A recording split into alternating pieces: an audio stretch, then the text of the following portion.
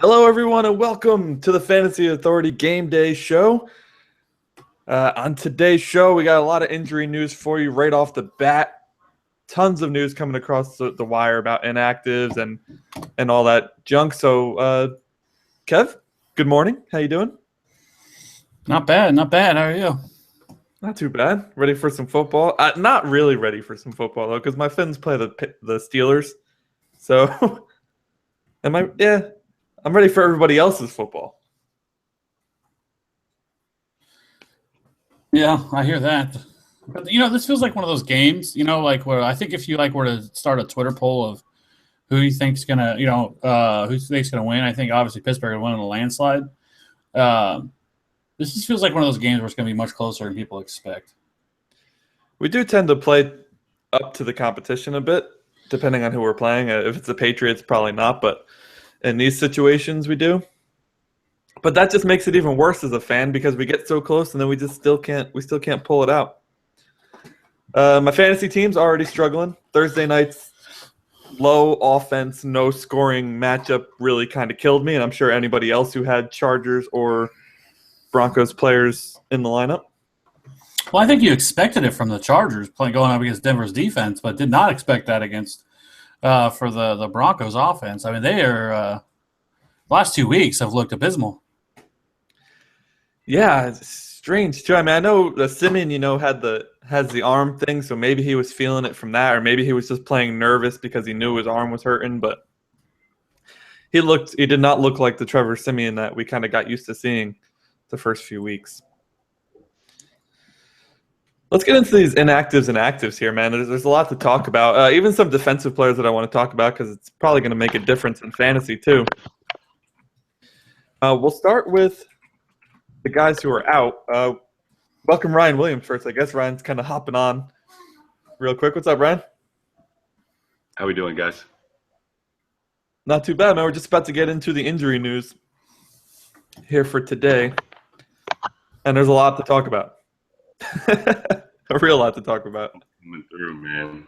Tons coming through. I can't believe it. This is what Sundays are for, though. Indeed. So let's get into the running backs. Latavius Murray, James Starks, both out.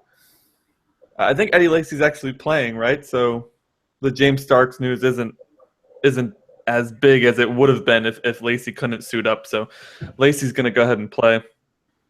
But Latavius Murray's out again. I started him in the league last week not knowing he was going to be out, and I don't even think we mentioned him on the show as being out. It seemed to be a bit of a surprise. Is he still hurt, or do you guys think there's more to it? Is it sort of like, hey, we kind of want to give this other guy a chance? Because he doesn't really seem to have the favor of the coaching staff there. No, he's legitimately hurt. He's got a toe injury, so yeah. I mean, last week it was never looking good all week that he wasn't going to play, and then up to game time they finally declared him out, and then this week it hasn't looked like he was going to play at all either. So yeah, the bad news for Latavius Murray owners. Hopefully you managed to pick up DeAndre Washington, right? There's these two Washingtons, both start with D. DeAndre is the one in Oakland, I'm pretty sure. Yeah, DeAndre and Jalen Richard. Ah, yes. So we were kind of high on Washington last week, right? And then Richard actually ended up having a pretty decent role. Yeah, they both had 14 touches, and Jalen Richard ended up with, I think, 97 total yards, and Washington ended up with 52, I believe. So, yeah, it was Definitely. one of those weird situations where they actually said that they were going to get the split, and they actually really did get a fair split. If I'm not mistaken, they both saw the ball the same amount of time. So that's just a situation in Oakland where you don't even know who to trust. So you kind of just maybe stick to the passing options this week. And I mean, if you're in a tough spot and you have to play one of them, I'd be more inclined to fire up DeAndre Washington. I just think he has more upside. He's a better ability to run the ball between the tackles and whatnot, and he can pass catch, whereas Jalen Richard is really just kind of developing into that pass catching back. I've really been in game. What do you think about that, Kev? Yeah, I agree. I mean, I think that the entire matchup, Kansas City Oakland is going to make up. I think it's going to make a really sneaky fantasy game, and the Chiefs have struggled to stop the run all year. And if this game gets to be high scoring, like I believe it will, then I think it makes. I think DeAndre Washington makes for an interesting RB3 this week, and I think you can make the same case depending on deeper formats with Jalen Richard because they've both been involved in the offense. So. But I think this week you see a little bit more out of Jalen Richard, or excuse me, out of DeAndre Washington. There's reports about weather there, 30-mile-an-hour winds and stuff like that. It's sort of been raining all weekend, so I don't know. That doesn't really concern me all that much. I know people try to read too far into weather and try to be meteorologists here, and that's not what we are. So I just don't let it affect my judgment all that much. No, we mentioned last week in that Washington game, right? Washington, Baltimore, the weather was supposed to play a big role, 40-mile-per-hour winds, all that, but that didn't really happen all that much. So other injury news on the top here. Marcus Wheaton is out for Pittsburgh against Miami. Will Fuller is actually going to be a game-time decision. Des Bryant likely out, and Steve Smith also likely out. I missed some running backs here. Dwayne Washington of Detroit and Theo Riddick also of Detroit. Dwayne Washington was a healthy scratch. Theo Riddick is out with an injury. Justin Forsett just recently signed there in Detroit. What do we think of that running back situation? Is Forsett worth a go or kind of an avoid this week? See what happens. You can tell me Justin Forsett is going to get 15 to 20 touches this week, and I still want nothing to do with it. I think he's washed up. And I just don't think he has any upside, even though the Rams are missing, I think, 3 of their 4 defensive linemen this week. So they are a little banged up. But, no, I want nothing to do with Justin Forsett. I think he has a very extremely low ceiling and not much of and even probably not much of a floor either.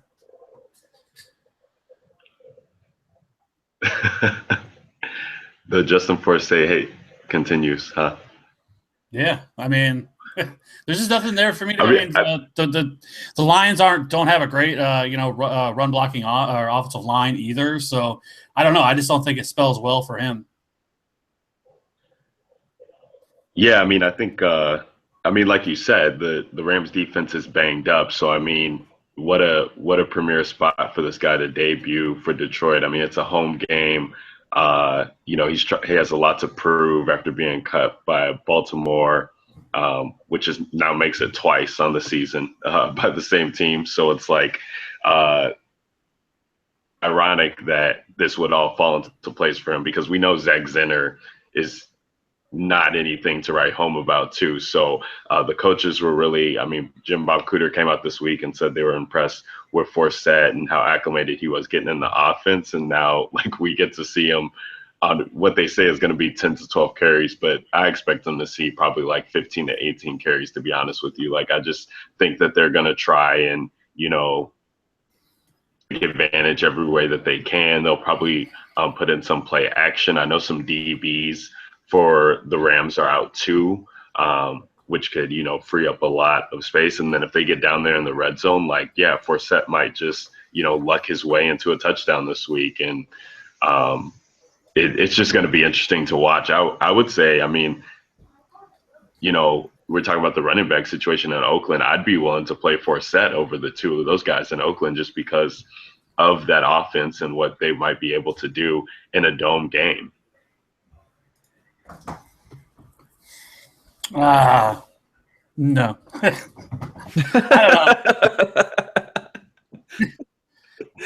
I just don't think he's got it anymore. I think he's done. And if you can't make it with the Ravens, it's not like the Ravens have this, especially to start the year, had this plethora of offensive talent. He couldn't beat out Terrence West as the running back there. He was given all the opportunity to do so. And heading to Detroit isn't much better of a situation. And I actually think this is a week where you're going to see the Lions pass the ball far more. And I think we can see Zach Zinner far more involved because Forsett's just 5 days into the offense that he's learning this thing. I don't know. I just don't see that. I think Zach Zinner could be an interesting flex option, but I think this is honestly, like you mentioned, is going to be a week where I think Marvin Jones explodes again because the Rams are really hurting on the defensive side of the ball. It's like you mentioned, in a dome at home. Matt Stafford does well, has excellent road to or home and road splits. I think he's so I actually love Marvin Jones this week. I think he's a top 10 play, and like you already mentioned, their number one corner is out this week for the Rams. So I don't know. Maybe even Golden Tate gets going this week. I'm not betting on it, but who knows? All right. Yeah. So let's. How about some of these other injuries? Steve Smith out, not huge. Des Bryant out, not really surprising. How does that Marcus Wheaton injury there? Who does that benefit this week in fantasy? Well, at first it looked like Sammy Coates was going to be out, but I'd still be nervous about Sammy Coates. I mean, he's got a lacerated finger and a broken finger, so obviously your hands are important as a wide receiver. But whatever. So I don't know. Like Eli Rogers is back this week, who's kind of the apple of the fantasy community's eye in the preseason. Though I mean, he got hurt, missed a few weeks, then he was a healthy scratch, and now he's finally gets another opportunity. If Sammy Coates is limited, I mean, the Dolphins do not possess much of a secondary there with Byron Maxwell and Tony Lippett, and so I don't know. It's going to be interesting. I think Eli Rogers again in deep formats could be a guy to really take a look at. Despite it makes me a little more nervous. I liked it a lot more before the Sammy Coates news came out. Yeah, I think the main thing that you're looking at with Wheaton being out probably is Brown. I mean, that's the only pretty much receiver that I trust right now, because of that last week with Coates' hand obviously was bothering him. That leads to drops. Eli Rogers, he hasn't really been acclimated. It's a road game. Know how heavily involved he might be. I mean, we could even see Ben try and target Jesse James more, who's kind of been like that security blanket for him, filling in for Heath Miller. So the only real receiver that I trust is Antonio Brown, who's probably going to be guarded by Byron Maxwell, which is just for him on any given Sunday, Monday, Tuesday, Wednesday, Thursday. He's going to eat him up. I don't know who is being covered by. It depends on if Xavier Howard is playing today, which I'm going to look up right now.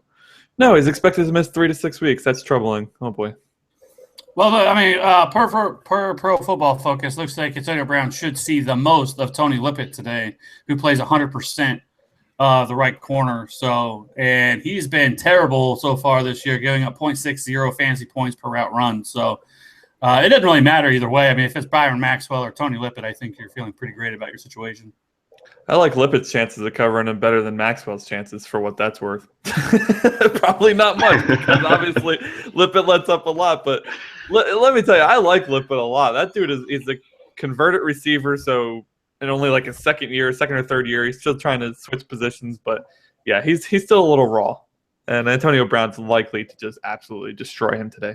Brian Maxwell, though, oh, what a waste. All right. Tight end position, guys. Tyler Eifert, Eric Ebron, Jordan Reed, all out. That's a big three right there.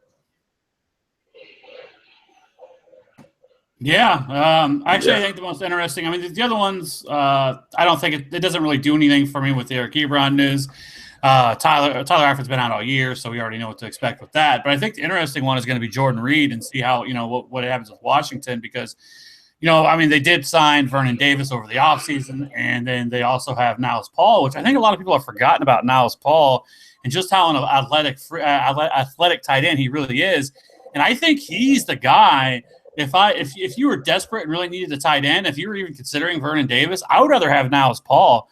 I think, like I've mentioned, like in the past, he has proven that he can be a big weapon for them. So I don't know. If I probably would try to avoid the situation as a whole, like you mentioned. I think Jesse James becomes interesting, especially as a red zone target. But if I was going to roll the dice on somebody, it'd probably be Niles Paul to be a really sneaky play today. That's a really sneaky play, but I agree with you. I think he's a better player than Vernon Davis at this point in his career. The injury bug is really what's bitten him the most. Yeah, I mean, and then I think with the rest of the offense, I know Doxson's out again, which he hasn't done anything all year, but Deshaun Jackson is like the most frustrating guy because we know he has the ability, and every week I find myself putting him in as like a low end wide receiver 3 in like my rankings, but like the dude hasn't. I think he's at 50 yards or less in 9 of his last 11 games. So I mean, it's pretty frustrating with him. So. I don't know. I mean, what do you guys think about like a Jameson Crowder with Jordan Reed out? Because I mean, Jordan Reed, I believe, was assuming like 28% of the target share there. So obviously, that's a big percentage of the offense now out. Yeah, that's huge. That's huge. Yeah, it's really big. I mean, Crowder is, I guess, interesting because I'm pretty sure he was seeing like the highest red zone usage before Jordan Reed just had that monster game 2 weeks ago where he got going, caught those 2 touchdowns. So this is somebody that Kirk Cousins definitely relies on. Definitely could see him definitely get going in the red zone there. That makes an interesting look. I mean, when you're missing a tight end, you look for a guy who can fill in that type of body, big field. And while Deshaun Jackson, he could get loose for one. I think you got to look for that consistent threat. So Crowder could be real interesting this week. Yeah, man. So joining us in the chat, Chester Richmond. Welcome, Chester. Welcome back to the show, man. Thank you for joining us. He actually has a question with starting a tight end and a quarterback with apparently with bad weather in Seattle today. Palmer or Wilson for quarterback, Delaney Walker or Jimmy Graham as his tight end? We'll start with the quarterback first, guys. You like Carson Palmer versus the Jets or Russell Wilson? Who the heck is Seattle playing? So yeah, I had it in my brain. I forgot. Atlanta. So Russell Wilson versus Atlanta. Both good matchups, actually. Both fantastic matchups. I love Carson Palmer and the whole Arizona offense to bounce back this week at home. But you got to go Russell Wilson. I'm not overly concerned with the weather situation there. Like we mentioned at the beginning, like I just don't like using that as some sort of a narrative to avoid a player unless it's just like some sort of huge weather event or something like that. Like it doesn't, like from what I've seen, it doesn't look like it's really anything major. It's gonna be a little rainy. That's about it. So I'm not concerned with it. I'd fire up Russell Wilson against Atlanta all day. It is tough because I do really like Carson Palmer again this week, but I just like Russell Wilson more. I think I have him as my number 3 overall quarterback this week. And then as for the tight end, that's also very – I really like both of them a lot. We saw how bad Cleveland was against the tight end last week. I mean, just got absolutely destroyed by Martellus Bennett, who had 80 yards and 3 touchdowns, and Gronk with over 100 yards receiving. So I don't know. I think those are both very good plays. We saw Jimmy Graham look well. So, but if I had to choose, I think I would go with Delaney Walker, who I think has a little higher ceiling for me. So I would go Russell Wilson and Delaney Walker. Yeah, those are exact 2 plays that I would make as well too. Marcus Mariota just loves Delaney Walker, and you can see that when the guy comes back into the mix off of injury, and just sees those targets. I mean, those were kind of going to Tajay Sharp, and he hasn't even been, a blip on the radar the past couple of weeks. All the usage is going to DeMarco Murray and Delaney Walker, and I think Mariota is getting a little bit more confident in his game now. After that, of a game, I guess you could call it, in Miami, he really started hitting on all cylinders. So I definitely like him to take advantage of another weak matchup again against the Browns. And then, Russell Wilson is just a great play today, any way you slice it. Palmer, and it's on Monday night, but I mean, he's coming off of the concussion. You don't know what he's going to be like. So I think you just take the safety bet and go Russell Wilson. Yeah, I have all 4 listed as studs right now. So it's a tough one, but I'd probably have to agree with you guys. I really have a hard time benching Jimmy Graham. But Delaney Walker is the number 1 target in Tennessee, whereas Graham has Doug Baldwin and a slew of others to contend with. So I agree with you guys. I'd go with Russell Wilson and Delaney Walker in that situation. How about players who are actually going to be playing today? Maybe we should talk about some of them. You think? So just a few. We mentioned Sammy Coates before is actually going to play. Kevin mentioned that. Said, buyer beware though, because he is nursing some pretty significant hand injuries, finger injuries there. But also in the running back front, Arian Foster, Jonathan Stewart, and Rashad Jennings all expected to play. Who has the biggest impact this week, Kevin? We'll start with you.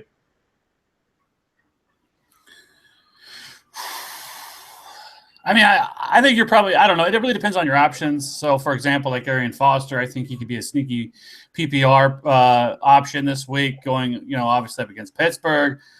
Pittsburgh's 7.5-point favorite with applied point total of 27.5. So, I mean, obviously you feel like the Dolphins are probably going to be playing from behind most of the game, which makes Arian Foster very interesting. And then I think the other two, Rashad Jennings, I don't know, just never does a whole lot for me. I believe they're playing Baltimore, which Baltimore has one of the better run defenses in the league. So no thank you with that. And then Jonathan Stewart's probably the most interesting because obviously he's missed, and they've obviously felt that. I mean, last week was the first week we really saw any running back do anything for Carolina with Cameron Artis-Payne, but that obviously was out it's going to be interesting to see what they do with Cam Newton because, as we've seen, he's been just absolutely blasted all year. So it's going to be interesting if they limit the design runs, if they stop his goal line, rushing and things like that to obviously keep him healthy because, as we talked about, I believe on Tuesday, he's the most important player on that team, and it's not even close. So maybe that spells better for Jonathan Stewart because that's one thing you're always nervous about was him getting vultured at the goal line. So, I mean, if that doesn't happen, I mean, then Jonathan Stewart just becomes even that much more valuable. And we already, know just how valuable he is to the offense. So that's probably, if anybody you guys play fantasy baseball or daily fantasy baseball, you've probably heard the term, the Coors Field effect. That's exactly what New Orleans is down there. And so I love all Carolina Panthers for the most part and and New Orleans Saints today.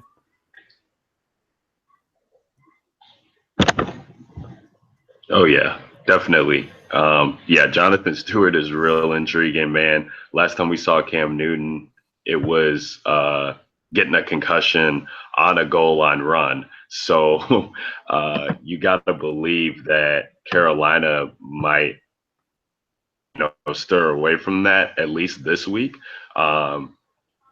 And, Jonathan Stewart can get going against this New Orleans Saints team, who I think people are going to forget about when they were playing on that Monday night game and Atlanta just gashed them with their two-back committee. It would be a great spot for Jonathan Stewart to get going in. I would definitely be firing him up any chance I get. He was one of the guys I was really high on going into the season. His workload, so they could definitely try and pull the reins off of Cam, maybe just a little bit, get John going.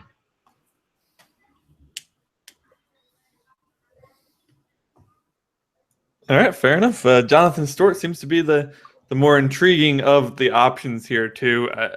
Arian Foster, we have no idea what's going to happen with that situation. Splitting time with Ajayi. Ajayi's actually looked pretty decent in the time that he's had with Foster out. Rashad Jennings, I agree. Kev, very hard name to trust. Even if he is a good running back, it's just you see the name and you're like I can't trust that name. I just can't do it. So nothing doing there. Just a reminder, guys, if you have questions, make sure you throw them here in the YouTube chat and we will get to them as soon as we see them for the most part. We do have, a bit of an agenda to go through, but that takes a backseat to any of your questions. So as soon as you get them, throw them in the chat or use hashtag AskTFA on Twitter, and we will make sure we get to them immediately or close to immediately. Alarm's going off. Turn your alarm off. Who is it? Ryan. It's always Ryan. I shouldn't even have to ask. I knew who it was. He's laughing. Oh, man. So there was a few questions. What's that, Ryan? No, I just said I got it. I just had to make sure I got my lineup set, but we're good. Yeah, I forget that so often, by the way, consider when we do this show. It's just all the time I'll be like, oh, I did not set my SFB lineup, or I did not set this. Like, crap. Damn you, Kev, for making me do this game day show. I'm kidding. I love doing it. I love doing it. So we do have one question on Twitter right now from Spiro Z. Edelman or Shepard in a standard league this week? Man, people are down on Edelman, huh? I don't understand it because if I remember, he received the most targets last week on the offense. Obviously, he didn't do as much with them as the other options there did, but I still love Julian Edelman. I think this is a really sneaky, get right game for him this week. So I'm all aboard Julian Edelman. So I definitely Julian Edelman. Yeah, no question, Julian Edelman. I mean, I think people are just nervous about, and people have to.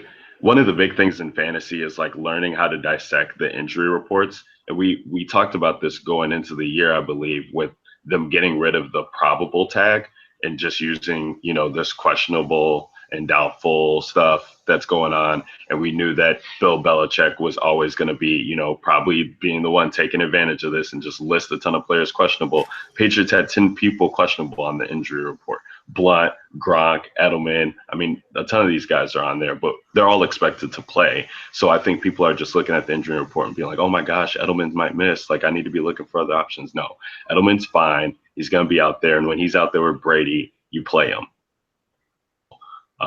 Shepard, there's too many mouths to feed over there. We have no idea what's going on with Eli right now.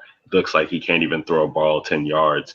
Most of them are falling on the ground before they get to the receivers. So I'd much rather play Edelman, especially in a PPR format. It's a no-brainer because he's going to see the targets. Isn't Edelman a must start with Brady back? The guy had 10 targets last week. He only caught 5 for 34, so I understand that people are probably a little hesitant. But, I mean, he's Brady's guy. He's Brady's go-to. Of course. Yeah, hell yeah, you're still starting him. I mean, people are going to be so like last week, everyone saw like Chris Hogan did really well. But that's not sustainable. It's not something you're going to get from him on a weekly basis. Julian Edelman is going to every single week get a large get of the targets, or at least be the target leader, or at least in the top 2 or 3. That's a 100% every week. As long as he can stay healthy, he is a solid wide receiver too, especially in PPR formats. Yeah, right now I'm struggling. I have Chris Hogan starting over Michael Floyd right now.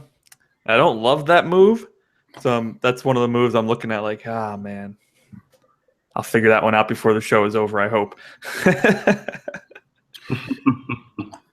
I don't know. Who are you starting over? Who are you starting over Michael Floyd? Chris Hogan. Yeah, no, not me. I wouldn't be doing that. My boy Chris Hogan. Michael Floyd, listen, when I watch these games and I see J.J. Nelson and Jerron Brown getting snaps over Michael Floyd, that concerns me. So he has a great matchup against the Jets, but man, is he hard to trust right now. Yeah, I hear you, but you know what's going to happen? He's going to blow up, and he's going to be sitting on your bench, and you're like, son of a bitch. Listen, that happens every week anyway, right. Let's be honest. Well, I'm telling you, I don't know. I like Floyd this week. Really sneaky play. People are down on him. People are dropping him. I think he gets going. I think the extended breaks are going to really help, having Carson Palmer back in the offense. So. Well, yeah, and it wasn't J.J. Nelson and Jerron Brown seeing that usage with Drew Stanton at quarterback. I mean, I think, they were questioning whether Michael Floyd was like giving up on the offense, I believe, a couple weeks ago when Palmer was getting hurt and he wasn't, really playing all that well, and he was dropping passes all over, and then John Brown got going. So definitely, I mean, the last that we remember of Floyd with Palmer, it's not the best, but that's where, you get the offense back going, and they've had a ton of time now to work and get things right. And against a Jets secondary that can be exposed on any given week, I mean, you just fire up Michael Floyd because that's one of Palmer's favorite guys.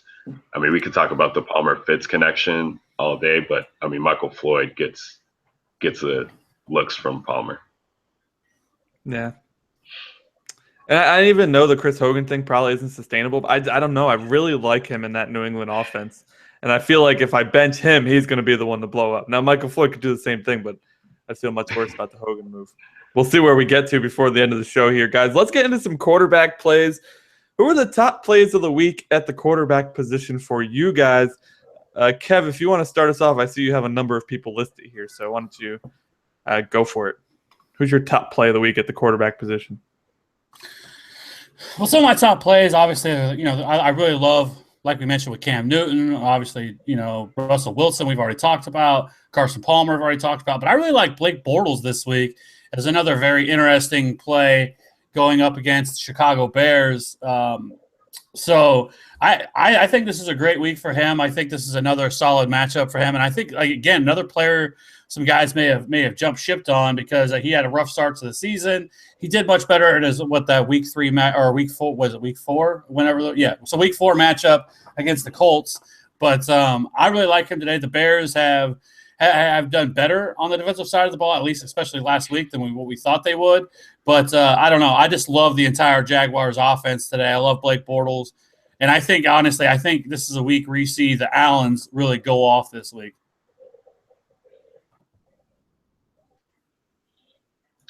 That hurts, Kev. That really hurts. No, Blake Bortles is very interesting to me. I mean, one of my favorite plays at the quarterback position is Drew Brees. I mean, just because he's at home and in the dome there against the Carolina secondary, which is just atrocious, just a mess. A whole new front there in their secondary pretty much. So Drew Brees should be a quarterback that you're definitely going to want to get in. And then I haven't seen a lot of people talking about it, but I kind of really like Aaron Rodgers too. With the Eddie Lacy, injury and not really knowing how he's going to be used, I just expect Aaron Rodgers to just bring it today. Against Dak Prescott because it's a rookie quarterback. He's not going to want to get shown up by this guy. It's a Green Bay Dallas game, and I believe Aaron Rodgers always plays well in those games. So that's a quarterback there that I would definitely be willing to fire up. And all those pieces are in play there in the passing game. Randall Cobb, Jordy Nelson, even Devontae Adams too. So I definitely could see him going for somewhere like 303 touchdowns easily against Dallas. I tell you, a guy I like this week is Tennessee quarterback Marcus Mariota there against Cleveland. Not only because the Cleveland Browns defense has been pretty awful, but also because Joe Hayden is out today. He will not be playing for the Browns, which makes their secondary probably the worst in the league now, behind my Fins. Woohoo! We're second worst. So, he absolutely shredded us a few weeks ago, right? That was 4 touchdowns, or last week it was 4 touchdowns or something like that for Mariota. He looked pretty good. He's got Delaney Walker there, who should put up a big performance against Cleveland. So I actually like Mariota's chances this week. A great streaming option too, if you are missing and need a streaming option at this point. Initially I had the same thought with Marcus Mariota, but I hate getting sucked in with recency bias where a guy goes off and then you kind of like, oh, I'm back on that. I see the logic and I get it and I think it makes a whole lot of sense, but I don't know. It scares me with the Titans because I don't think they're going to need to pass the ball all that much today, and they are the most run heavy team in the league, and I think you're going to continue to see that, especially against a team like the Browns. So I think it actually limits Marcus Mariota and his upside today because I just don't know. Like I said, I think they're going to continue to run the rock the way they have, and DeMarco Murray has been an absolute beast. So Mariota is an interesting play for sure, but one that I wouldn't count on anywhere close to the same production what we saw last week. Good point. Definitely a good point. So compared to other guys who are kind of free agents, you're kind of looking at. I'm looking at guys like Andy Dalton, Kirk Cousins, Tyrod Taylor, Joe Flacco on the free agency list, even Tannehill. I mean, if he could even still be considered a streaming option at this point, I don't think he can. I still think I like Mariota over those guys. Dalton versus New England, that's a rough one, but No, you're right, and I think for like I've sort of talked about, and if I'm streaming a quarterback this week, it's going to be Alex Smith. I know what you're not going to say, but Alex, the Raiders have allowed the third most passing yards through 5 games of an NFL season, and that's in NFL history. So I mean, their defense is so bad that and I don't feel great about saying Alex Smith's name and as viable QB1 this week, but I have him as a QB1 this week. I do. I think he's actually been much better than people have given him credit for so far this year.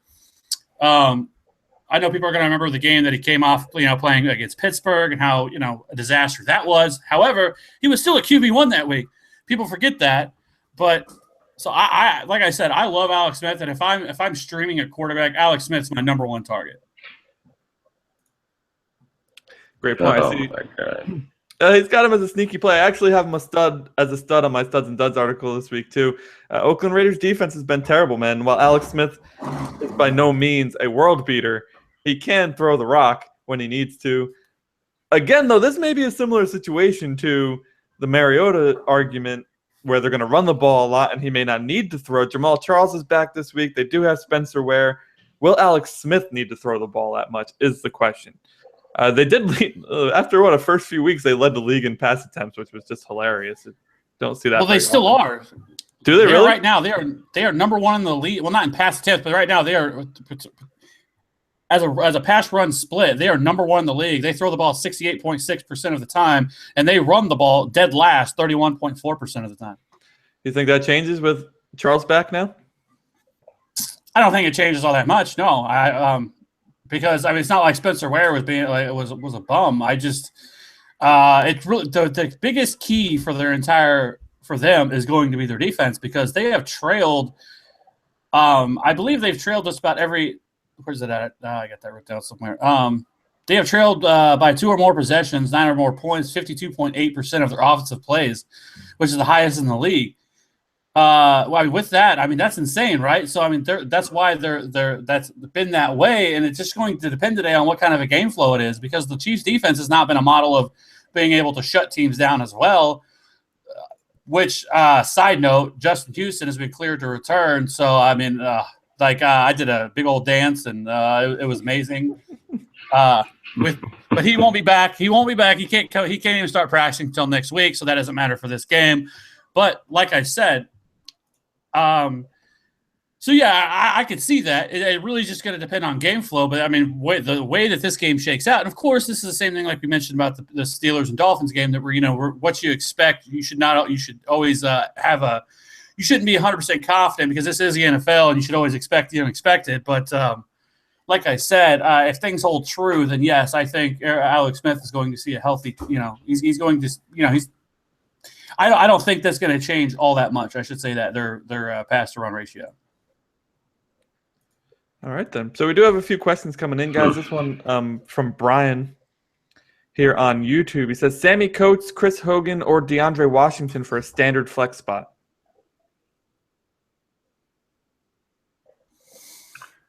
Well, Sammy Coates, DeAndre, and who? Chris Hogan. Oh, man. I think I'd go Coates there, personally. Yeah, I guess I probably would too. I mean, I don't like it, but you don't like Sammy Coates versus Byron Maxwell? It's not the matchup. It's the injury that scares the hell out of me. Yeah, it's the injury, and you don't. I mean, yeah, he did go off last week, and he caught 2 touchdowns. Should have been 4 with those 2 drops. But now he's been, he really hasn't been practicing this week. He's been ailing it. Eli Rogers is back. Like they legitimately could just be using Sammy Coates as a decoy. That's what scares me about it. But I mean, if he's out there, shot to do well for you. Otherwise, I guess maybe I'd play DeAndre Washington on a safe route. Just because I expect that Oakland KC game to kind of put up some points there. So I'd go on him, just, Ben's road splits are just terrible. That's another thing that gets me about Coates. Like, I'm not trusting anybody outside of Bell and Brown. Like, first, and that's coming from somebody who pulls for the Steelers. Like, I would just plug in Bell and Brown, and then everybody else is a crapshoot. So if you're really, wanting to get some points there, I'd probably plug in DeAndre Washington. Because if Coates goes out there, he has the injury and he only ends up getting you like 2 catches for, 25 yards, you're going to be pissed. Yeah, I mean, I completely agree because, that's one thing that people aren't really talking about with Big Ben is I think his home versus away splits, at least this year. I mean, this year it's astronomical. I think he's averaging like 350 yards at home to 2 something on the road. I don't have the exact number in front of me, but or away, I mean. So I totally agree. Like, I don't feel like this game is as much of a barn burner shootout or not explosion week for the Steelers. Like a lot of people are feeling like that about them, and so that for that matter, I would probably, as much as I don't want to, because I see all the upside and I see the matchup and it's fantastic. If Sammy Coates is a decoy, or even worse, if he hurts that hand even more and he has to come out, then I mean you're going to sit there with a 0 or 1 or 2 whatever on your roster, and I would just rather go the safer route, and I think I would go DeAndre Washington. Like we already talked about, he did outsnap Jalen Richard last week, 37-23. Although they both had 14 touches, so clearly when Richard was in the lineup, he got the rock just about every time. But regardless, I would prefer that because I just feel like it's a safer play. I'm not going Sammy Coates. I'm going with Chris Hogan personally. I don't have the faith in that running game yet there in Oakland. I don't know. Call it a gut thing, but it's a split between Richard or Richard, however you pronounce his name, and Washington. I don't know. I like Chris Hogan a lot in the New England offense, as I mentioned before. I think they're probably going to tear apart that Cincinnati Bengals secondary, which is, at times looked pretty awful this year. So if I'm not going with Coates, I'm probably going with Hogan, despite the fact that he was 5th in targets last week on the team. I understand that, but I like his chances anyways. But how could you go with Chris Hogan knowing that he's going to be 4th, 5th in the pecking order? Yes, he had a good game last week, but that was against the Browns, and not that the Dolphins are any better. But DeAndre Washington is going to be the starting running back. He's going to get the goal line work. Yeah, but we had all this conversation last week, too, about DeAndre Washington. Yeah, he might be the best running back in the league this week. What did he score? Like nothing. He did barely anything. I don't know. I like Chris Hogan's chances with Tom Brady throwing him the ball better than I like some guy, insert name here, with the Oakland Raiders versus Kansas City, who just got Justin Houston back. I'll take the Tom Brady receiver. They don't have Justin Houston back. You just said he was back. No, I said he cannot practice until next week. All right, well, I would still take the Tom Brady receiver even without Justin Houston playing for Kansas City. The Chiefs, okay, so the Chiefs ranked 29th in yards allowed per carry, which is the 29th worst in the league. I don't know, like I would much rather have DeAndre Washington. He's involved in the passing game. Like the damn near entire NFL is the running back by committee. Like, we need to stop being so afraid of running back by committee as a thing, because there's only really 3 or 4 running backs who get the majority of the work in their offense. That does not mean that they're not useful or not valuable. You're talking, like I said, you're talking about a guy who's going to be in Chris Hogan, who's extremely boom or bust.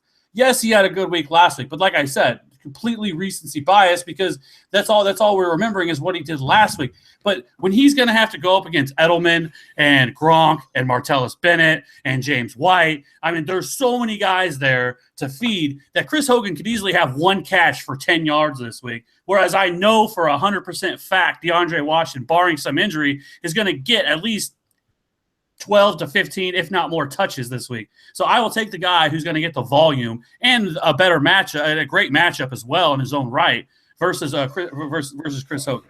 Who cares about volume if he's not doing anything with the volume? See, you say, we got to stop using this argument that there's a running back split. We got to stop using the argument that the guy's going to get freaking volume if he doesn't do anything with it. He had 9 carries for 23 yards last week against San Diego, the 31st ranked run defense. 9 for 23. That's 2.6 yards per carry. I don't care who the hell this guy is and how many carries he's getting. If you can't do it against San Diego, I sure as hell ain't starting you against Kansas City, because Kansas City ain't worse than San Diego. Are you dropping C.J. Anderson then? Because I mean, he was terrible this past week. So I mean, that was. Are people starting C.J. Anderson still? Because what has he done lately? Absolutely, you should. He's still. What are you talking about? You're not going to start C.J. Anderson? Wait, you can't bring up C.J. Anderson in the same conversation as DeAndre Washington. How is that the same thing? Washington is a rookie who we've seen nothing from. Absolutely nothing from. This guy hasn't done anything, yet the fantasy community is acting like he is a must start. Absolutely not. I would take Chris Hogan, who we've seen actually do something in the NFL. Actually, I'd take Sammy Coates out of any of these three personally. I don't care about the injury or the splits. I think Miami's defense is that bad that I would take Coates. But either way, the argument of Washington versus Hogan is a no-brainer to me. I would take Hogan every second because I'm tired of getting on these freaking rookie running backs who don't do anything, but we're there for potential or we're there for opportunity. Okay, Ezekiel Elliott is doing a lot with his opportunity, albeit he's a much higher draft pick than Washington. Washington hasn't done squat. So I am not depending on this guy while he's coming out and doing a 2.6 yards per carry. Nah, I'll go with Hogan. I'll go with Coates before I go with this guy. And you're going to get burnt. I don't think so. You got burnt last week if you started Washington, who we told people to start. What did they get? 3 points? 5.2. 5.2. And standard. Come on. We acted last week like that guy was going to blow up. He got 5.2. That's not acceptable. We can't sit here and act like that's an acceptable play right there. It's 1 week. You can't just justify one. He's been behind. He's been in a committee with 3 players where Latavius Murray was still getting over 40% of the touches. And last week was the first opportunity he got. Of course, yeah, he fell on his face. He wasn't the great play we thought he was. But you can say the same thing about Jerick McKinnon in his first week, who did absolutely nothing, came out the next week and rushed for 85 yards and a touchdown. Just saying just because of 1 week that you can't just use the But we've seen Jerick McKinnon do it before. See, you're not comparing apples to apples here. You're comparing apples to oranges. Jerick McKinnon's played in the league. He's had a good rushing attempt, so we knew that Jerick McKinnon had it in him. We have no idea if DeAndre Washington has it in him. Yeah, DeAndre Washington last guy's name. At PPR, DeAndre Washington last week scored double-digit fantasy points with 10.2. Oh, okay, and so did Chris Hogan. So what's your point? You just said DeAndre Washington didn't do anything last week. I'm just correcting you because that's wrong. It's not wrong. DeAndre Washington is a garbage play. I wouldn't play him. But we got to move on. So Ryan's like, I don't even get a chance. You're not going to get a chance to talk about this. That was fantastic. That's fine. That was fantastic. TN has another one for us. If Will Fuller is out today, we don't know yet. TN, we actually haven't. I haven't gotten an update on Will Fuller yet. If he's out, who do I play? He has Allen Hurns, Tajay Sharp, and Gary Barnidge on the bench. Well, if he's out, you're definitely playing Hurns over those guys. I don't think that's any question. I'm pretty sure Will Fuller's likely to miss. If I'm not mistaken, I'm pretty sure I saw something that he was going to be out. But yeah, I would definitely start Hurns. I mean, as much as it pains me with Kevin talking about starting the Allens this week, I gotta agree. Just the secondary is depleted. Outside of Tracy Porter, who's going to be guarding Allen Robinson, which is, I mean, good luck with that. They don't have anybody to defend that middle of the field there. And with Julius Thomas back too in the mix, makes that offense, I think, even more viable to start those options there. And Hurns does get some looks there in the red zone as well. Bears actually are doing well against the running backs this year. Past 2 weeks, I don't think they've allowed the 100-yard rusher, so that's pretty good for them. But they're definitely attackable by the air. So you plug in Allen Hurns if Will Fuller's going to miss.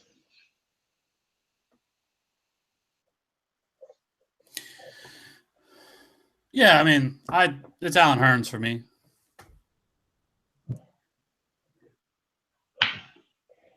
Sorry, I agree. I'm sitting here talking as I'm muted.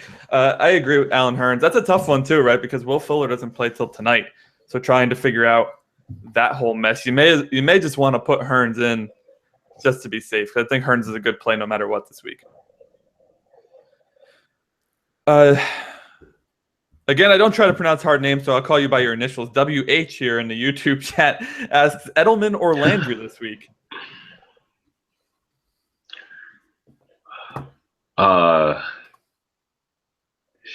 Standard league or PPR? Unfortunately, he does not say. If you're still in here, WH, is it standard or a PPR league? It'll help us out, give you some better advice there. That's fine. Yeah, I think I would lean to say Edelman, to be honest with you, just because I just can't trust that Miami offense right now. But, in a PPR league, Landry should see the work there, because it's just going to be, check downs all day. I mean, I think he could still get you, over 10 points on a PPR site, but with standard, it's going to be hard to see him getting a touchdown this week, in my view. Whereas Edelman, I think he has a legitimate shot to have you a floor of like 12 points with just the that he's going to see. Edelman. So you're going Edelman there? Yeah, I'd go Edelman for the safer route, but if it was PPR, it'd be more standard. It's Edelman for sure, but PPR, I'd see the battle of starting Landry. I wouldn't have a problem with that.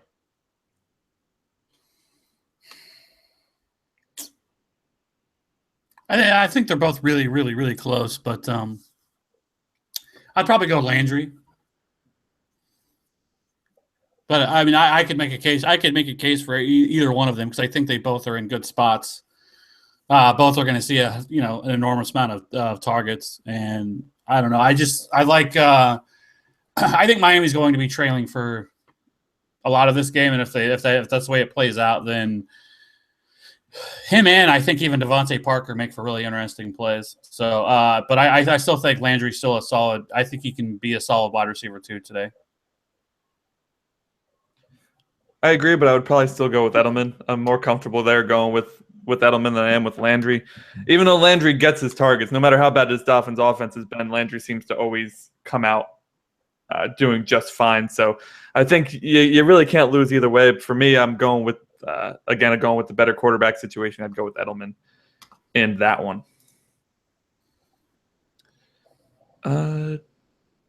Tien with another question here. In his flex position in his standard league, he has TJ Yeldon, Jimmy Graham, and Zach Ertz. He needs to start one of them.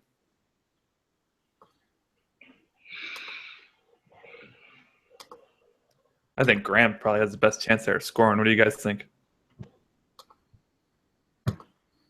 Like Graham the most out of those three. Yeah. For sure. I mean, going into the bye, he had back-to-back weeks getting over 100 yards. He's definitely, finding his groove there in the offense. So I think you just fire him up again. Yep, I am on the Jimmy Graham bandwagon as well. What about you, Kev? Jimmy Graham, Zach Ertz, TJ Yeldon in a flex spot standard league. Oh, definitely Jimmy Graham. Yeah. So Jimmy. So you're going Allen Hearns in your one league, TN, and you're going Jimmy Graham in your other one. Landry, thank you for joining the show, man. Good to see you here. He says, is Matt Ryan an automatic play now, or would you use Osweiler in a matchup against the Colts? Oh, my God. I'm using Ryan versus Seattle. I would ask, is there anybody else available on your yes. Because I know Matt Ryan, the Falcons in general, we've really the entire community, I think, as a whole, has really been down on Matt Ryan the last 2 weeks. And, I mean, last week wasn't as bad as obviously against the Panthers whenever he was just, the fucking man. But, past that, you have, I don't know, going to Seattle is not – I know we said the same thing last week, and it didn't work out the best with Matt Ryan. But I don't know. Like, I'm still probably avoiding him because I don't know. Like, going to Seattle is such a hard place to go to play. I know like I said that last week, but I don't know. Like, I would try to avoid it depending on whoever else is available. but I'm definitely starting Matt Ryan over Brock Osweiler because I have no faith in that bum. That has to be the worst, one of the worst deals any team has ever given a quarterback. Looks like it so Yeah. far, that's for sure.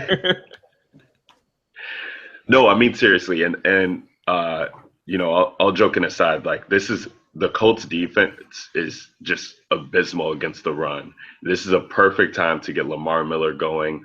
And while you have Osweiler there, and as bad as he's been, I mean, Miller could just see 25, 27 touches, or maybe even more if you're including in the passing game. I just think they're just going to take advantage of them and keep the ball out of Osweiler's hands. And then you're thinking about Fuller being missing from that game.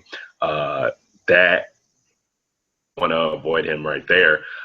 So I'd much rather try and see if I can pick somebody else up because I don't really see the Falcons points today in Seattle. So that just limits Matt Ryan's upside there too. I mean, back-to-back West Coast games for them, it's not going to be pretty.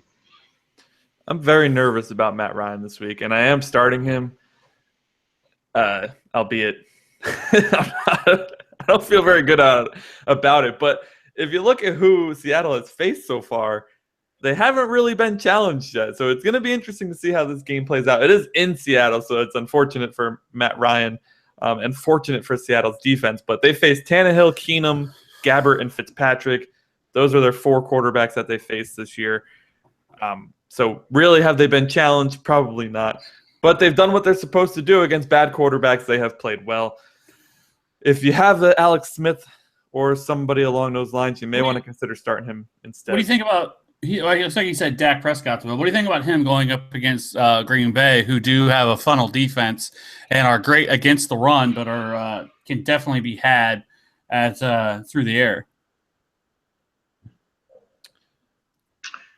Yeah, Dak's interesting for sure.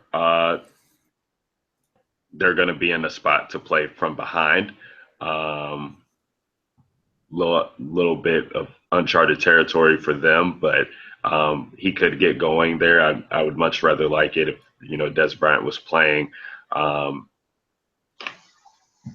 I really just think that that'd be tough. I mean, if I was in a bind like in a case like this, I would pick up Dak Prescott just because of the potential there. But on the road there, he could get tested, and with Ezekiel.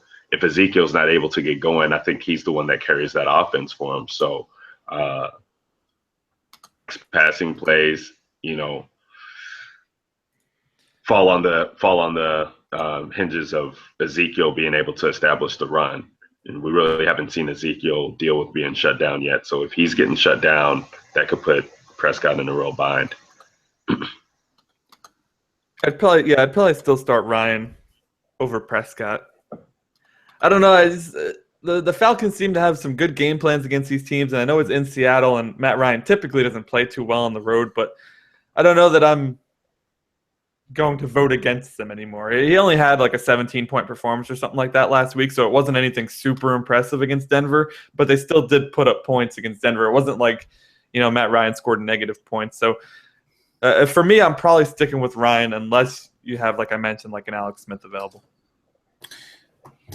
I don't know. If it was me, so if I was in that situation, I would probably pick up Dak and play him just because I think it lends itself to a better situation, better matchup, and one that could potentially be high scoring where we have to see Dak Prescott actually have to throw the ball a little bit more. Plus, with his added in rushing ability, I think that gives him a little bit higher of an edge. So for me, if it was me, I would actually lean towards – I would drop Brock Osweiler immediately and pick up Dak Prescott or – an Alex Smith type. But watch Brock Osweiler, I'm sure tonight will probably go out and throw for 400 yards and 4 touchdowns and make us all look like a bunch of idiots.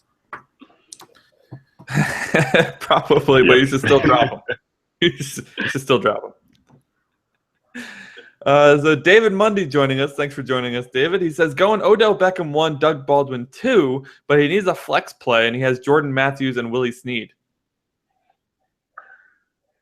Snead all day. I'm Jordan Matthews, man. I'm off him. Has Has he cooled off a bit? So I don't have any Jordan Matthews shares, so I haven't been keeping up with the Jordan Matthews drama here. Yeah, I mean, I thought he'd really get it going last week in that matchup um, against Detroit, who, he was just in a real good spot. And I mean, he did put up, 4 catches, 65 yards, but I mean, it was only 4 targets, in that game. I just really don't think this guy, outside of week 1 where he saw those 14 targets, he hasn't seen more than 9 the rest of this year. So, I mean, it could be a good spot for him, but I just don't think Wentz is looking enough his way to have me, want to start him right now. So I definitely go with Snead. We're saying we expect a lot of points out of this game. He's back right now. He's been one of, Breeze's favorite weapons on the year thus far when Brandon Cooks hasn't been able to get it going. So he's definitely, in a great position to put up big numbers for you. You're not at all concerned about the mouths to feed situation there with Willie Snead in New Orleans? I mean, Michael Thomas is emerging. They got Brandon Cook still. It's a fantastic matchup. But just comparing the numbers, they've been pretty much the same, Willie Snead and Jordan Matthews. I may kind of lead actually Jordan Matthews myself, but I want to hear what you think about the whole mouths to feed situation there in New Orleans, if that really affects Snead at all. No, it's definitely a big thing to point out, because Breeze, we've seen it year after year. He just loves to spread the ball around, which can be very frustrating for fantasy. But I think in a game where it's one of the highest projected over-unders on the slate, or on the Sunday, I guess, you definitely want to exposure to that. And when you have an option to do so, I think you go that route. If Jordan Matthews was consistently putting up these double-digit numbers that we've seen from him, I would be able to maybe lean towards that way. But if Snead goes out and maybe he only gets 4 catches, but those catches go for 100 yards and he gets a score, you're playing him in your flex. I think that just gives you a great advantage right there. And he could see too. Michael Thomas, he stepped in with Snead being out. So we don't really know what his role is going to be now that Snead's back in. And like I said, I mean, I could see the defense really funneling all their, abilities towards Cooks, because we know what Cooks can do at home. His home splits are pretty good. So Snead could be out there just all by himself and manage. Yeah, good point. Good point. Hopefully that helps you out there, David. It looks like Kevin had to step away for a second. So if I remember, I'll get his thoughts on the matter there, since Ryan and I seem to have split a little bit. You also have Michael Thomas. Oh, nice. Gosh.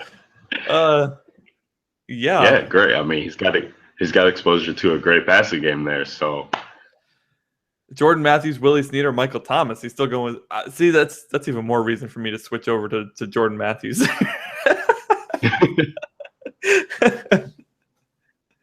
All right, Kev seems to be back. Kev, we're having a bit of a debate, much friendlier debate than ours from before, though. The one that I won? I don't think you won that. It's still the polls are still taking votes right now. Jordan Matthews, Willie Snead, or Michael Thomas are the options here. I'm sort of leaning towards Jordan Matthews, where Ryan's leaning towards Willie Snead.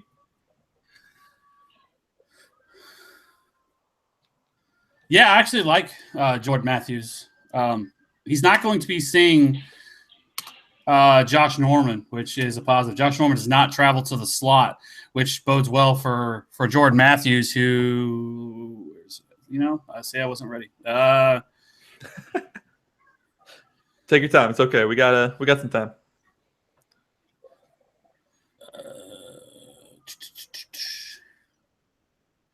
Okay. So Josh Norman lines up on the left 60% of the time, 32% of the time on the right. Very rarely does he travel out to the slot, where Jordan Matthews plays 63% of his snaps from the slot, which I think bodes well for him.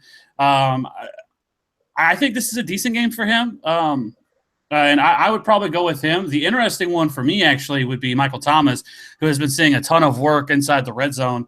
And I think he's a sneaky play, but with the matchups or with the players to available, it would definitely probably be Jordan Matthews for me.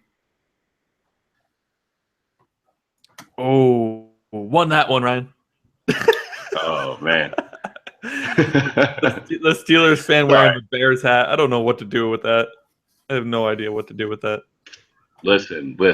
From Chicago, gotta rep the Bears, but my dad's a big Steelers fan, so I picked them up along the way when I was younger. But I'm from Chicago. Must be tough. To just pick up the Steelers like it's a bad option, you know. Yeah, my dad was a Dolphins fan. That's what I get to pick up. I mean, I had to deal with the Cordell Stewart era, so that's true. Even the Patriots were real shit in the '90s too, so those fans had a lot to deal with back then as well. The Steelers went to a Super Bowl in the '90s. What do you mean? That's with was it with Cordell Stewart? No, Neil O'Donnell. No. Oh, yeah, the Neil O'Donnell led Steelers. Look at that. We're getting historical on you guys now. Landry has another question for us, guys. He says, Jalen Richard or Justin Forsett? Whew, we talked a little bit about these guys before, Landry, but not comparing them to each other, though. Actually, Ryan did compare them to each other. He said he would take Forsett. Let's see if he sticks to that, to what he said earlier. And I'm pretty sure Kev said he would take the Steelers or the Raiders running backs. So are you guys still feeling the same way here about an hour later into the show? Absolutely. I'm still going for a set. I'm gonna make Kev, roll his eyes. Hopefully, get him heated again. He'll come at me with the fire like he just did with you, Anthony. But I mean, if you really want to talk, I just don't like Zach Zenner. And that's what it comes down to. So really, I think the Lions are rolling out one running back. Zach Zenner is not a running back. I really just like his chances more. And with the Jalen Richard, if you're one of those people that doesn't believe in the committee, you should just go with Forsett. Forsett is going to get the work, I believe.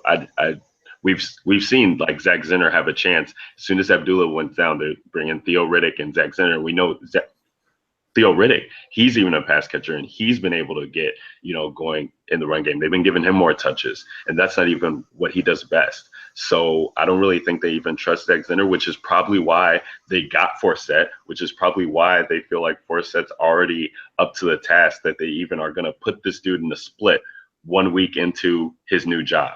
So I'm going to take advantage with that and go down swinging with the Forsett bandwagon. And when the stars align for you like this, I'm going to be on you. And if you can't do it this week, then there's probably no other good week for you to do it in.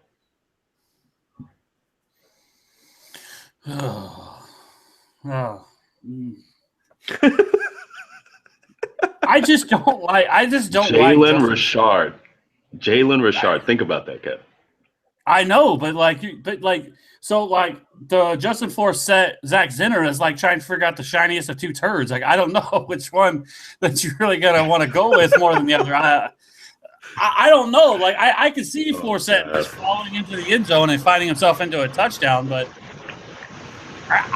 he's been terrible. It's like I said with Forsett. I don't know. You can't cut it. I mean, he's been cut. What? This is second time. Got cut twice by the Ravens, and then I don't know. I think I'd go Jalen Richard and hope for the best. Forsett or Hogan? Let's bring Hogan back into the mix. Oh God. No, there I would go Hogan. Oh Jesus! You went on all that tangent just to take Hogan? We're not talking about DeAndre Washington. We're talking about Jalen Richard. No, we're talking about Forsett. Well, no, but you said something about Hogan. I said, well, that's the only reason I said that was because we're talking about a different player. Right, Jalen Richard would be different, but I don't know, man. That's what's got to be. Maybe. Did he say he didn't say it's a PPR or not? Did he? No, he didn't. No, he did not. All right, so Faye fan. Sorry, go ahead. Forsett is probably has the. I'll say this: Forsett probably has the better floor of the two. But I think Richard has the higher ceiling.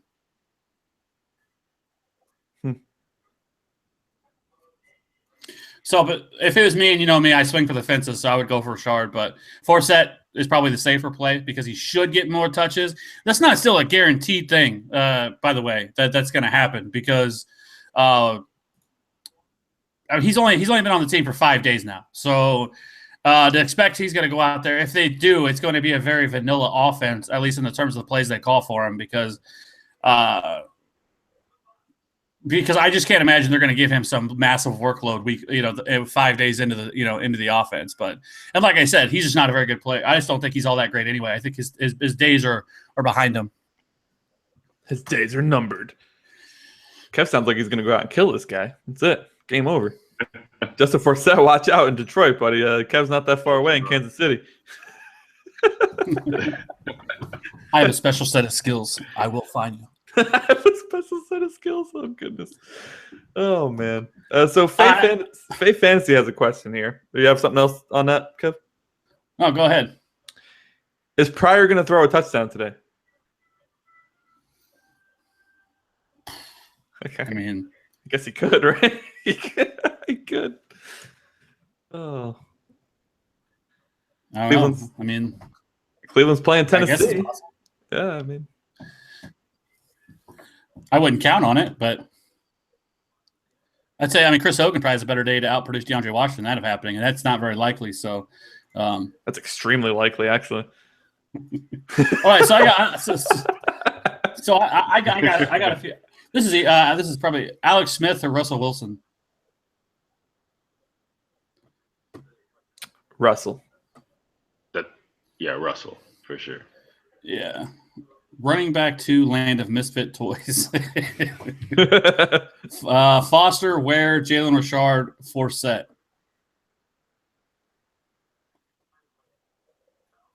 Foster, Ware, Jalen Richard, Forsett. He gets to pick one? Yeah. I'd probably go with Forsett. Begrudgingly, I'd go with him. Yeah, Forsett too. I mean, we haven't really talked about Spencer Ware, Kev. Is he what's going on? Because I'm really high on Jamal Charles this week. I just really think that they're going to utilize him, and even if he sees a limited workload, I think that he can totally take advantage of that.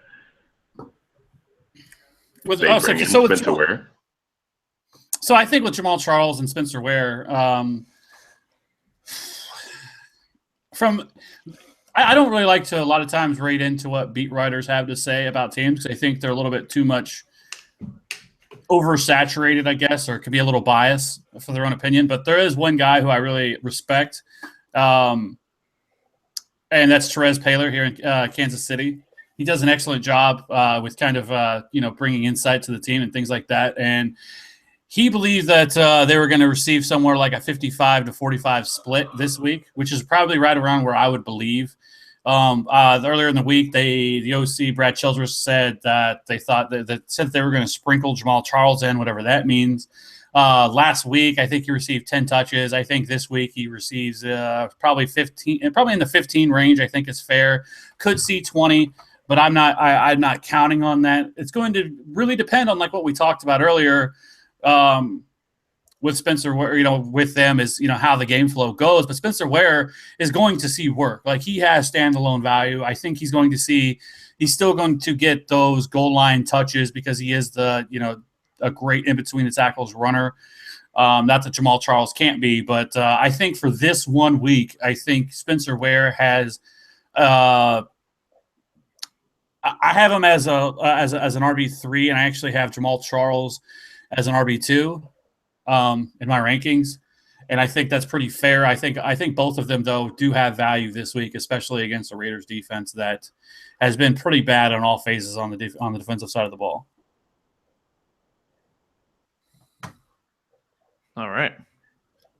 You got any more for us there, Kev? We got about 12 minutes until kickoff. If you guys have any last-minute questions, make sure to get them in the chat. I will cut Kev off to get your question in. He's paying attention too, so he might see it. Who should I start wide receiver 3 and flex? So pick 2. I guess 1 for wide receiver, and I guess so Landry, Crabtree, I guess that would be the debate for that. So who would you go there as a wide receiver 3? Landry or Crabtree? So was it PPR or none? Doesn't say. Oh, standard scoring. Sorry. Crabtree, then I think. And then he needs one for a flex: Landry, Jamal Charles, or James White. I'm on the Charles bandwagon, man. I got the faith in him this week against Oakland. Yeah, What do you think, I like Ryan? Charles too. Yeah. All right. Palmer or Cousins? Thinking Palmer, David Mundy. I'm absolutely Palmer 100% on that one. Yeah, Palmer. What was it? What was the other one? Cousins. Palmer Oh, or yeah. Cousins. I want nothing to do with Kirk Cousins this week. The Eagles have been elite. I think they've only allowed 3 passing touchdowns all year to quarterbacks, and that was against Stafford, I think, in Detroit. So, yeah, I don't want anything, especially with Jordan Reed out. No, thank you on that. Speaking of Kirk Cousins, which is pretty simple, Russell Wilson or Kirk Cousins, and it's a point per completion. Russell. Yeah. Yeah, like you said, Eagles haven't let up a 200-yard passer this year either. That's impressive. That's really impressive, actually. David Johnson or DeMarco Murray? What the hell? You can't play both? Maybe he's got Le'Veon Bell as well. I don't know. Jesus. Wow. How can you not play both? How can you not play David Johnson, but DeMarco Murray has the better matchup? Gosh. Wow.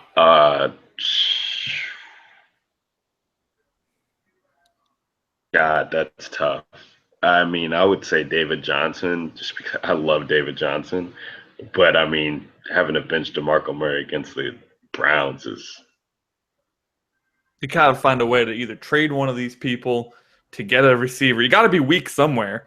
I need who his other running backs are because this is going to bother me. If you can't start David Johnson and DeMarco Murray every week, like... Ryan's going to be bothered the rest of the day now. He's not even going to get to enjoy this. I'm going to be thinking of... No, I'm not going to be able to enjoy anything the rest of the day. I'm just going to be like trying to search the internet to find out how can you even have this roster. I guess it's possible though when you think about it. I mean, David Johnson, was obviously a first-round pick, but then DeMarco Murray could have been a guy you got in like the 4th or 5th. So, I mean, absolutely. So, I mean, that's. But then that's an embarrassment of riches. Did he take Bell second, or does he have? Imagine. If it's not Bell, you have to start both of them. Yeah, I would imagine he took something like Bell or Charles in the second round, so now he's rocking the 3 of them. Oh, yeah, but the decisions then is not. No. Then you're going Murray over Jamal Charles. I mean. Oh right. Yeah, absolutely. We need more. It has to be somebody like. I need to know now. Now, this is killing me. Hopefully. Well, let's get into this other question while you find out. Reach out to that guy. See if he responds. He only has 9 minutes, but we'll see. Charles or Hyde in a PPR league? I think it's Charles, right? Yeah. Who's Hyde playing? Who's San Francisco playing? They're playing Buffalo. So, Charles. I mean, yeah, even I think Marcel Darius is going to be out, but I mean, yeah, PPR just. Yeah, Darius is out, but I'm still going with Charles over Hyde. I think he's just a much better player. Even if he only gets 65% of the snaps today, it's still better than Hyde.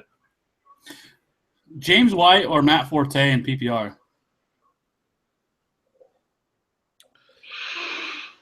I mean, it seems really easy, but Matt Forte has not been producing anywhere close to the level he was at the beginning of the year.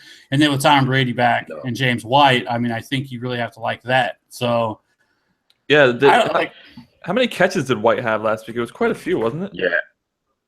Yeah, he was involved. So, he's definitely involved. I think he got like 10 fantasy points. I'm pretty sure, or close to it. Yeah. While below Paul's seeing the usage that he is, I don't think I would use Forte in PPR. Yeah. Targets. He had 6 targets last week, Charles. He caught 4 of them for 63 yards. He had 11 points in more than 11 points in a PPR league, so I would go with White. This guy needs to message me back. I need to know. Damn it, who else he has. See, it's contagious now. It's not just me thinking about it. We're being torn apart by a question that we can't decipher. No, because seriously, we need to know because the only other, like, I'm trying to go through here. I'm trying to think of the players who it could be. He's probably starting somebody like Jordan Howard or possibly Lamar Miller. Oh, no, he just answered me back. So they only start one running back? He played C.J. Anderson. Oh, no. Oh, Why? my God. Over David Johnson or DeMarco Murray? That is a foul right there. This guy needs to be shunned from fantasy football. Oh, that's so tough. DeMarco Murray and David Johnson are RB1 and RB2 in fantasy. Like, you don't fit those guys. No. If anything, you come on here, like you ask us on Ask TFA if you should start C.J. Anderson on Thursday night, to which we would have probably said yes. But well, I wouldn't have said over those guys. Like, no, you know not what over them. Like, not over them. Like, I get it because I mean, C.J. Anderson did have a great matchup on paper, but obviously didn't do anything with it. In hindsight, it's 2020. But there's still no way you can sit DeMarco Murray and David Johnson. Like, that's just not happening. Like, those guys start every week. You don't even question it. Oh yeah, they don't hit the bench unless it's a bye week, and even then you might want to start them because they might do better than your bench players. They are the 1 and 2. Gosh, RB1 and RB2. Yikes. Yeah. So despite Kevin and I both liking Jordan Matthews over Willie Snead, David Mundy has decided to go with you, Ryan. He's starting Willie Snead over Jordan Matthews. Oh, here we go. There we go. So it's a 2v2 there. Best of luck, David. I hope Willie Snead performs for you, man. I really do. I don't want to see any of you guys losing. I don't want myself to lose either. So the only time I root against these two is if I'm playing against one of them, which last week Kev beat me in the PPR listener league. So I know, and he talks so much shit too about I got this huge advantage over him. I'm gonna beat his ass, and then I never talk shit either. Like I never talk shit in fantasy football, right? I'm usually just the quiet winner. You know, I'm like, I'm gonna win in peace. I'm gonna be nice about it. But then last Sunday, I was like, Kev, you're gonna get fucking destroyed this week. You're starting Cameron Meredith. Like that dude's garbage. He scores 27 points. He almost beat me just with he had Roethlisberger, Cooper, Meredith, and Howard. The 4 of them alone. I don't know how I'm supposed to compete with that. He even had Michael Floyd score 0, and he still beat me. And Cam Meredith, who had a monster day. Yeah, I mean, I had a decent performance myself. I had Hoyer who had 27, and David Johnson who had 33, but couldn't keep up. He beat me 156 to 145, by the way. So it wasn't like I wasn't competitive. Let's get that out there. It's a classic don't pay attention to the projected points. Because of the projected points, he was supposed to kill me. And obviously we saw how well that worked. The projection was like 140 to 98. It was that bad. And he won 156 to 145. So the projections are a trap. Yay, Yahoo. I know my projections this week are horrific. And I'm like, I think I'll do okay. Like in this one, I'm projected to lose 140 to 111. That actually could happen because I already had 2 people play and I only have 11 points. Oh, God, the fantasy blues right now. I had Melvin Gordon and Demaryius Thomas play. Oh, sorry, they got me 13. Gordon had 94 yards rushing, but he didn't get a catch or a touchdown. So tough. That Thursday night game killed me, man. Yeah, that killed a lot of people. Yeah, it killed pretty much anybody who was playing a Thursday night guy. Oh, man. What do you guys think of Lance Kendricks this week? So I put Lance Kendricks on my studs list as sort of a sleeper stud option this week because I think he's been getting more involved with the Rams offense. He has 7 catches for 76 yards over the past 2 weeks. And the Lions have had a touchdown every game, have allowed a touchdown to the tight end in every game but one. Is he a sneaky play this week or just kind of wishful thinking? I mean, he's touchdown dependent. I mean, I think like CJ Fedorowicz is actually a really sneaky deep play as well at tight end. And then, like I said, Niles Paul is my is my deep sleeper probably at tight end.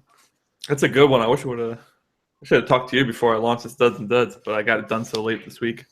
I know you did. I didn't see any Chris Conley in there either, who has been. No, I'm not jumping on your Chris Conley bandwagon because you cover it plenty in the podcast, so I don't need to cover it anymore in the article. I did have Alex Smith in there. Chris Conley's getting work, so he's. So what I do when I put the article together, I try not to use like pairs, right? So I try not. So I did want to put Macklin in there, but I'm like, I already have Alex Smith, so I don't want to take up because I only do 3 per, right? I do 3 studs and 3 duds per position. So like I try to spread it out a little bit. It doesn't always work in my favor though, because then it just makes my job harder. But it is what it is. Yeah, Jordan Reed versus Eagles. He's not even gonna play. I gotta play. I don't know though, because the Eagles are really good against the tight end too. The Eagles defense is just really good in general. Good defense. One more minute, guys. Any last minute things you want to discuss? People you're starting that you're really not sure on? TN says another great show. Thank you for joining us again, TN. Man, we really appreciate it. Good luck this week. I think I would say is because as of right now, Will Fuller's not officially out. Last I saw, he's a game time decision. If that's the case, I would hold and wait and pick up Jalen Strong. And so if Will Fuller is out, you could plug in Jalen Strong, who should start in his place. And like we saw last year, I think it was actually I think it was against the Colts, where I think he had those 2 touchdowns. I think that was I think I'm almost positive it was against the Colts. I think you're right. Yeah, it was against where he started and he got 2 touchdowns. So I don't know. I think he's a very sneaky, kind of guy. And if you're making that decision on him, I would wait and if he doesn't, plug in Jalen Strong, who will be going up against, I believe, Patrick Robinson, who was absolutely torched last week by Cam Meredith. So Cam Meredith, I'm starting Cam this week, hoping that he keeps the fire alive. All right, guys. Another great show, man. Thanks for joining me. Best of luck to your Chiefs, Kev. Ryan, I hope your Steelers just absolutely do horrible today and lose to my Fins. So, hoping. Hey, I mean, dude, there was some rain there, some expected rain. So I have the worst feeling in the world. Like, if Jimmy Garoppolo can go up 3 scores in like 3 minutes on us, I mean. I think Ben Roethlisberger's just going to be like, hey, look, Antonio Brown's wide open again for the 5th time today. Let's just I don't think it's going to be close, but I am a pessimistic fan right now. Well, I mean, it's pretty rough, right? It's been a rough season so far. And let's not forget, it's still out there. I'm still sticking to my word. I have a bet going on today with myself. Nobody else, just myself. I put myself in that situation, but because I don't know if you listened to the podcast Tuesday, Ryan, but I was drinking the Kansas City Chiefs juice, which I am a fan, so it makes sense. But they kept trying to block my shine, and because I was trying to talk about the Chiefs, and now, you're just a homer. So I said that the Kansas City Chiefs are going to whoop that ass today, and if they win, or if they lose, then I will change my Twitter avatar to a Raiders logo for a week. See that, yeah. So I guess the Chiefs got to whoop that ass. Well, really, they just got to win. That's really all that's got to happen. As long as they win. I did put it in the intro, though. Here, I'll play it for everybody. Because it's not going through the audio. I don't know why. Damn it, foiled. Kev changing his avatar to Raiders logo is gonna be just. Yeah, go check out the Tuesday podcast. I'll link it there in the chat. You only have to listen to the intro because all the other information at this point is going to be irrelevant since the Week 6 games did start. But you'll hear Kevin. It was a cutout piece from the episode that I put in the intro where he says that if the Chiefs don't quote unquote whoop that ass, he will wear an Oakland Raiders avatar on his Twitter page. So come on, Raiders, let's go, baby. All right, guys, best of luck to you. Best of luck to all your fantasy teams out there. Thank you so much for joining us today. This has been another edition of the Fantasy Authority Game Day Show. We are here every single Sunday from 11:30 a.m. Eastern Time right up until kickoff. Don't forget, you can also join us on Tuesday nights as we record our podcast, or you can just check out the podcast every Thursday. It is the Fantasy Authority Podcast. You can check it out on thefantasyauthority.com, on iTunes, on Stitcher, or on your podcast platform of choice. It's been so much fun, guys. For Kevin Steele and Ryan Williams, I'm Anthony Pinzone. Until next time, best of luck out there. Have a good day.